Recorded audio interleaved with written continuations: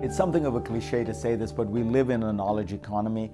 Increasingly, a person's ability to command a high wage is going to depend upon having some skills, that relate to perhaps technology. It doesn't always have to be technology, but it has to be some kind of value add that you provide that allows you to command some pricing power in the labor market.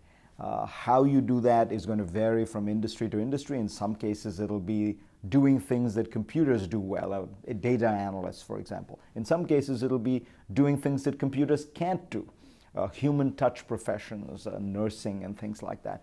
But whatever it is, you're going to have to focus very hard on those skills. And the only way you can get those skills is through learning and through continuous learning. And any company hiring people will recognize that probably the trait they're looking for most is not a particular set of skills, but the demonstrated ability to acquire skills. Because any company will realize, I think, that what's crucial is not the particular set of skills you have, but that you demonstrate a capacity to acquire them now, because a few years from now, a few months from now, it might turn out that you have to acquire new ones. Look at software programmers, for example.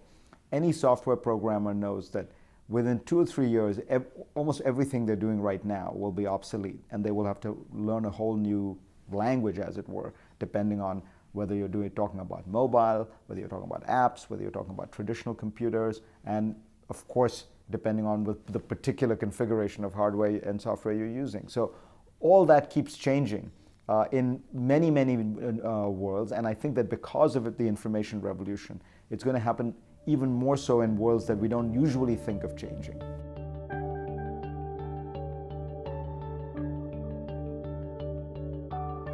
Accreditations in some way are the holy grail of education. The reason that American universities are able to charge the extraordinary price they charge is because employers around the world believe that this is the single best sorting mechanism they have to figure out whom to hire.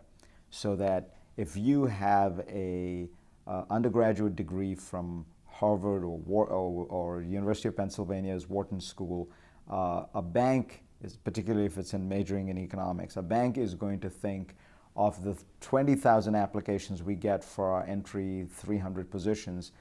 These are some very good filters. We look at the people who went to Harvard and Wharton and Stanford and things like that. If you're looking for people who are software programmers, if they have gone to a good computer science program at a good university, you assume that's a very good way to filter down, and then you probably go through interviews and things like that. What if somebody came to a technology company or a bank and said, look, I don't have the degree that you're looking for, but I did take 25 courses online from these 5 online MOOCs, many of which are Stanford courses and Harvard courses and MIT courses.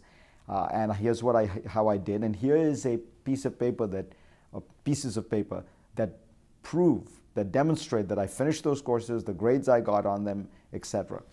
If employers start treating those pieces of paper, those accreditations, as worth a lot, that completely changes the nature of education, because then you are not, what you are being paid for is really more outcome related. It is related to what skills have you acquired rather than process related. Did you go to a 4-year bricks and mortar college and live in dorms with other people?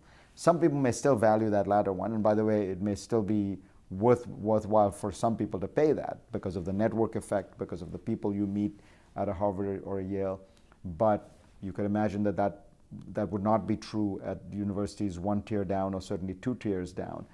And in any case, it would place huge pressure on the pricing model, because all of a sudden people are able to access many of the skills that you're being taught in top universities at a fraction of the price. So the key here is whether the employers begin to view accreditation as an outcome-based process on skills, as opposed to a kind of a process in which it's very important that you have spent the 4 years at the college and acquired the full rounded education that college provides.